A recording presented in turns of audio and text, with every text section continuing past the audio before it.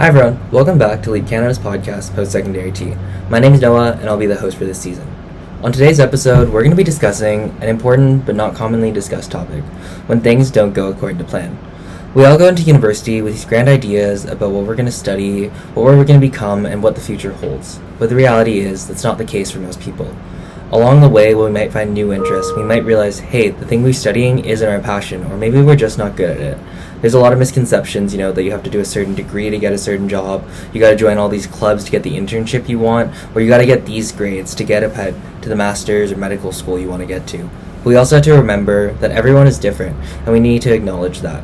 Things aren't going to go according to plan, and the most important thing about university is that you're ready for the unexpected. Be ready to embrace something new, and on this podcast today, that's what we're going to discuss.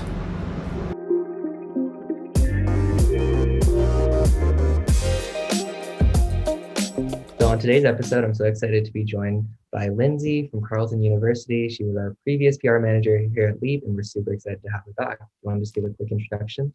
Yeah, for sure. Hi, I'm very happy to be back with Leap. My name is Lindsey. I'm going into my second year at Carleton University for Public Affairs and Policy Management. My specialization is in communication tech and regulation. So I'm really big into public policy, all that kind of stuff. Outside of that, I'm really into theater and writing as well. So that's just a little bit about me. I actually transferred from Ryerson to Carleton when I started my university journey, which I think is a little bit what we're talking about today. Yeah, exactly. And so we're just going to get straight into the discussions here. And the first one is a big topic that I don't think is really talked about, and the idea of burnout. So from your idea, can you talk a little bit about what is burnout? Yeah, so I think burnout happens to a lot of people. I think a lot of times we either don't know that it's happening or we think that it's normal and that it's something that everybody experiences when we go into university, right? It's kind of told to you that, you're going to feel burnt out and you're going to feel awful about it. And that's just how it is. But it's a really harmful thing, and it ends up, taking a drain on your social life, affecting your grades and your academics, and it's just overall a huge hit on your mental health. And obviously, stress happens in university; it comes all the time. But I think burnout is something that we normalize a lot more than we should. Yeah, for sure. And do you think it's just so prevalent just because of like the academic pressure we all feel and stuff? Yeah, I think so. I think like a lot of the people who are listening to this podcast are probably, huge Yeah. overachievers. You want to go to the best program, you want to do your best, you want to get the best grades. So I think burnout is a lot more common. And I think especially among those circles where you really have this desire to do your absolute best and you leave very little margin for error, it's even worse for sure. Yeah, for sure. And I don't know if you have any tips from your own personal experience on what are some of the best ways to try to avoid burnout. It's too like I wish I knew. I still experience it, I Yeah. think. But I think I've realized that grades are not the be all end all of the university experience, and that how I feel, my health and well-being is so much more important than the grade that I get in a class. Those things are things that won't really have a major impact on your life 5, 10 years in advance. So I try to use that to internalize it and, kind of allow myself to do some self-care, put schoolwork aside for a little while and just focus on myself. I think self-care and remembering to do the things that you love and that, don't stress you out are really important for avoiding burnout. Exactly. I think balance is the most important thing, and really Yeah. that self-care and taking time for yourself. Oh, And absolutely. then, yeah. And then I think like the other aspect besides like academic pressure that I've noticed occurs in burnout is a lot of taking on too many extracurriculars and clubs. So I guess my biggest question, this is something I'm personally wondering, is how do you know when you're taking on too much? I think you feel it. I'm a huge extracurricular fan. From when I was in elementary school, I was like, I want to do everything that's available to me all of the time. And when you get into university, you realize it's just not possible. And I personally, it's like a gut feeling. Like Yeah. you'll be sitting at your desk and you're just like overwhelmed, and you don't want to go to the extracurricular that used to be really interesting and exciting for you. But now it's just like another thing and you just feel sluggish and you don't want to get out of bed and you don't want to work on your project and all that kind of stuff. So it's so tough because, I want to get involved in things all the time and everything that I can, but pacing yourself is also really important, especially when you're going into university for the first time. You don't know what your schedule is going to be like, the other commitments that you're making. So, starting off with one or two extracurriculars is probably the best way to go, and really putting it into things that you're going to be interested in. Yeah, for sure. I think that's a really good tip there. And kind of moving on to our second major discussion point is the idea of changing courses or changing majors. And I think this is something, again, that's not really commonly discussed. And me personally, so I'm going into first year, and one of my biggest questions is, what is the timeline normally like for when you can actually drop a class if you realize, hey, this isn't for me? So universities kind of go on a rolling basis for dropping a class. You can drop a class up to like exams. It's just how much it will affect your academic record. So going up to a certain point in time, you can drop a class with no marking on your academic record. No, you'll get refunded for the course, all that kind of stuff. There's usually a deadline for that. And then going through the school year, you'll have additional deadlines for dropping a course with partial refund and, like a not completed credit on your transcript. And then you can go up to exams where essentially you just won't have that grade affecting you, but you'll still have to pay for the course and it'll still be on your transcript, all that kind of stuff. So it's never too late, except for, when you get into the exam time. And usually with courses, you'll know before the very end if it's something you want to drop. And there's also no shame in doing it. If you have a course that's really stressing you out, you're not doing well in it, your grades are dropping to a point that you're not comfortable with, there's no shame in putting it off and taking it, next semester, over the summer, or even like the following year. Like if it's something you can't handle, no sweat. So what are some factors you normally should consider when you're thinking of dropping a course? Like, how do you know maybe this is too much here? I think your grades, for one. You'll find classes that are tough, but if you're used to a certain grade threshold, and not only are you not doing the best in your grades, but you are not grasping the material, and even you feel like you need to speak to profs all the time, and it's just taking up a lot of your own energy to the point where you're also losing focus in your other classes.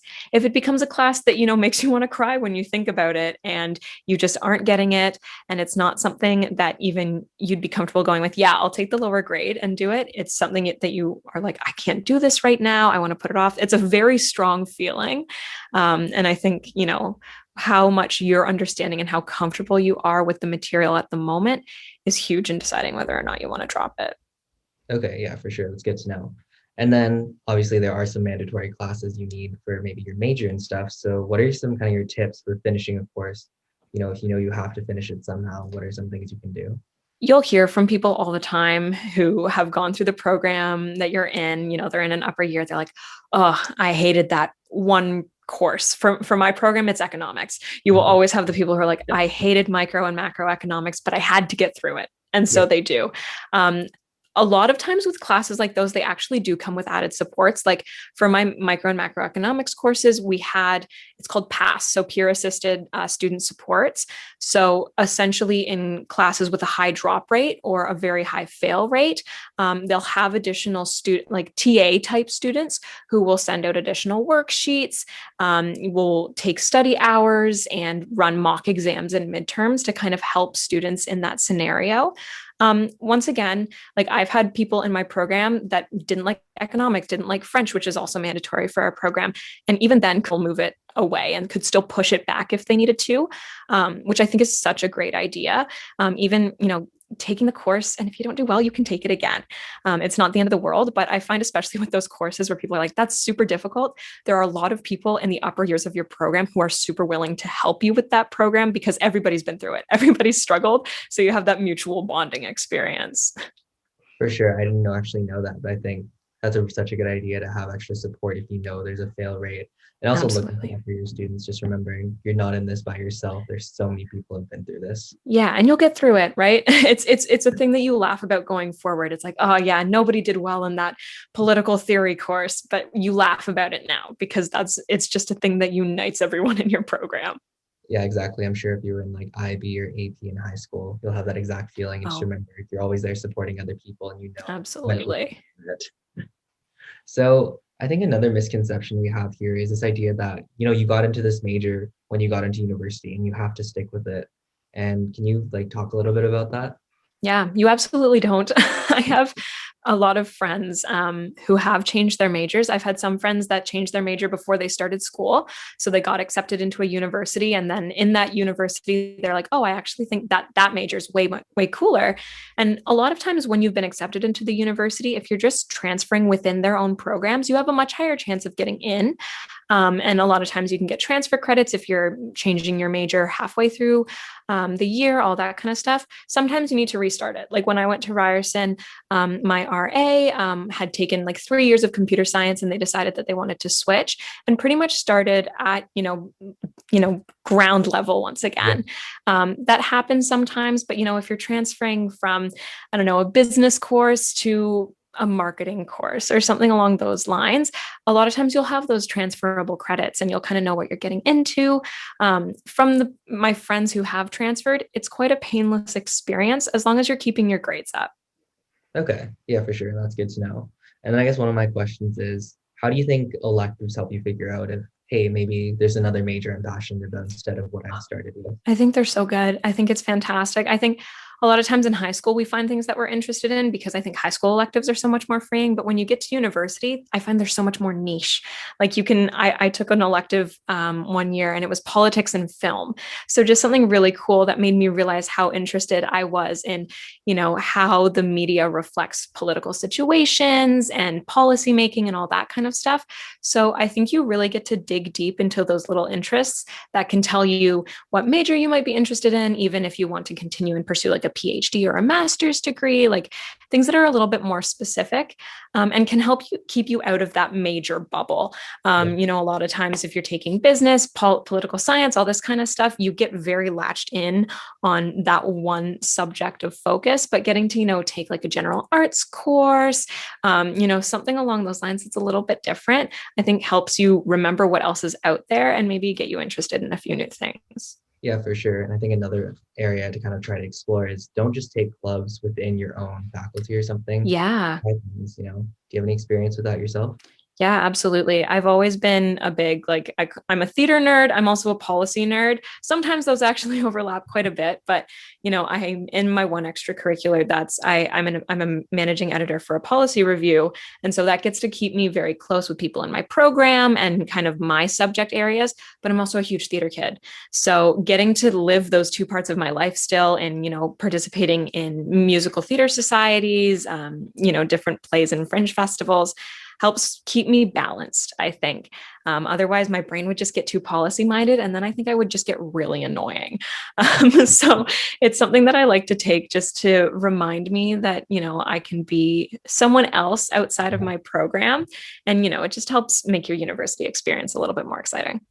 Yeah, that's such a good point, and also a good reminder that everyone has a unique identity. Everyone's gonna have a unique mishmash of like different interests and stuff, Oh, and that's yeah. gonna make you who you are. You're not just like a stereotype of a business major or pre-med major or something. Yeah. Everyone is kind of different. Yeah, exactly. And then I guess a big challenge too is when you're thinking about changing majors, I would say probably especially common if you're going down something like a pre-law or pre-med pathway and your parents and your family has this expectation. How do you kind of tell people around you that, hey, this isn't actually my interest. I want to do something different. Yeah, for me, it was tough. And I'm sure we'll delve into it in a little bit. But I changed universities, it wasn't just majors, it was pretty big. And I remember when I realized that I was going to change schools, I sobbed, I was crying, and I was so scared of telling my parents. Which I think is a really big thing to reckon with because obviously our parents just want us to succeed. Sometimes our parents can also have some pretty high expectations of us. I know for me, I know my parents support me all the time, but I also want to impress them. And, I don't want to be, someone that changes my mind all the time on what I want to take and all that kind of stuff. But, it's getting through that hurdle and understanding that parents have our best interests at heart. I know mine did. I called them and I was very upset. And after talking me through and getting through the skepticism a little bit, they're like, you know what? Like, I think this program would be a lot better for you. I see why you would like it. I see why this change wants to be made. And I think that having that support was super important for me actually going through with the change. I think if I kept it bottled up and, didn't tell my parents as soon as I did, then it just would have felt even worse. Like I was hiding something from them, keeping secrets, which I hate. It doesn't help anyone. Yeah, for sure. That's awesome to hear that your parents were supportive, and kind of moves perfectly into my next topic, which is transferring schools, which I think we're talking about topics that aren't talked about. Like I never hear anything about, hey, maybe this school isn't the right fit for me. How do I find a school that's better? So can you kind of walk me through what made you decide, hey, I want to transfer? Yeah, it wasn't an easy decision. I think one of the things that I will always look back on is I don't think I did enough research, which is not really like me. I love doing research. But when I started looking for universities in high school, I was very focused on the program that I went into at Ryerson. And I was like, this is perfect for me. This is great. And it was a really cool program. It's called Creative Industries. So it combines like business and the arts. So two things that I thought were really cool. I was like, I can continue doing like the artsy things I love, but it has like a business and entrepreneurial component to it. So it was really cool on paper. It didn't work for me. And I realized it actually pretty quickly. So around October of my first year, I was doing a project and it just clicked. I was like, oh, this is not it. I can't do this for the rest of my life. The program was not what I thought it was going to be, all that kind of stuff. And so I had a little bit of a breakdown, happens to everyone. And I started researching and I started looking at other universities because I was like, I don't know what's out there, but what I'm doing now cannot be what I continue to do. And I had experience in public affairs before. It was something I did when I worked with Osta ACO and obviously when I worked with LEAP. And so I found this program at Carleton called Public Affairs and Policy Management. And I looked at the course calendars and, the testimonials from students and the jobs that came out of the program. And I was like, oh my God, this is what I was supposed to do last year. And that was really difficult for me to reckon with, of me being like, I should have just looked a little bit harder and I could have avoided all of this in the first place. But it's that I got to it eventually. It happened anyway. And I can say that I had that semester at a different school and I learned that about myself. I felt much more confident in my decision afterward. Yeah, for sure. That's good to hear. And I think that's a really big emphasis there, that you got to do the research and stuff. Yeah. And also come in with an open mind. I think, yeah, maybe you're set down one path, but hey, if there's something that just happens to be really perfect for you and you just don't realize it, you're going to regret it later if you don't take that opportunity. And like, trust your gut too. Like if my gut was telling me, some people are like, yeah, this course is really like, this program's very dry in its first year. That just happens to everyone. And so I was like, okay, but something was just telling me that it wasn't going to get any better. So I was like, you know what, before I dump any more money into this, I'm going to leave now. And you know what, people said the same thing about the first year of my current program, and I still loved it. Yeah. So, part of it is just trusting your instincts as well. Yeah, exactly. And I think that's another emphasis is like, it's so good to talk to other people in programs and stuff, but also remember everyone has a different perspective. Yeah. You have to make sure like, hey, maybe they're saying it's going to be great and stuff, but if it's not good for you, maybe it's not good. Exactly. And then can you talk a little bit too about what your transition was like to Carleton? Yeah, it was, I made the decision to not continue at Ryerson for the rest of the year. I did finish out my semester because I was paying for residence up until the end of then, and I was already halfway through my courses. And I was like, you know what, I'm doing well in them. So if I can get a few transfer credits out of it, perfect. So I stayed until the end of December. And then when exams were finished and people would usually go home for winter break, I packed up my residence room and I went home like it was, summertime. It was not. And so I got a job when I got back home because I did have the option to apply to start in the winter semester at Carleton. But I figured that moving from Toronto and then moving to Ottawa in the winter probably would not be good for my mental health. So I just decided to go home. So I did a lot of working. I did a lot of like further research into Carleton. I applied in November. I actually didn't hear from them as a like certain until like April, May. This was a lot. I actually continued doing a musical with Ryerson. So I still felt kind of connected, but then the big bad happened and March arrived and COVID hit. So that made my transition really difficult because I didn't actually go to Carleton in September. I was doing school out of my basement. Yeah. So that was really weird. I felt even more out of touch because I wasn't meeting students face to face. And I had this big thing in my program where I was meeting first years who were, in the same year as me, but hadn't had that university experience. And I felt so out of touch. And so that was really difficult for me. I hope it won't happen to anyone else who transitions, because that's obviously not a thing that happens a lot. So there was a lot of prep that went into it. I wish I could tell you, I got all ready to move, but I just decorated my basement for a year at home.